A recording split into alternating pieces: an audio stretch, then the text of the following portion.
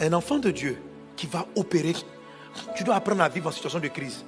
Tu dois être adapté. Tu dois pas, tout ne sera pas toujours abondant. Si tu veux influencer, il faut apprendre à passer par des moments difficiles sans que cela ne te remette profondément en cause. Ne brise tes valeurs. L'apôtre Paul dit qu'il a appris à vivre. Philippiens chapitre 4 verset 12. Je sais vivre dans l'humiliation et je sais vivre dans l'abondance. En tout et partout, j'ai appris à être rassasié et à avoir faim. À être dans l'abondance et à être dans la disette.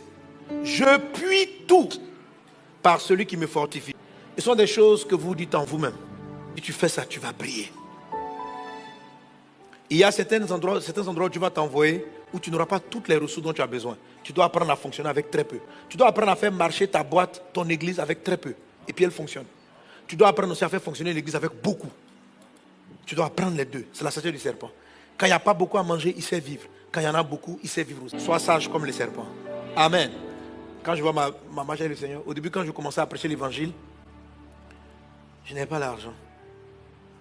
Donc, je parcourais des kilomètres à pied.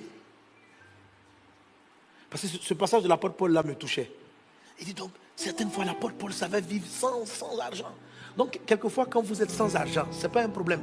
Il faut apprendre à vivre comme ça.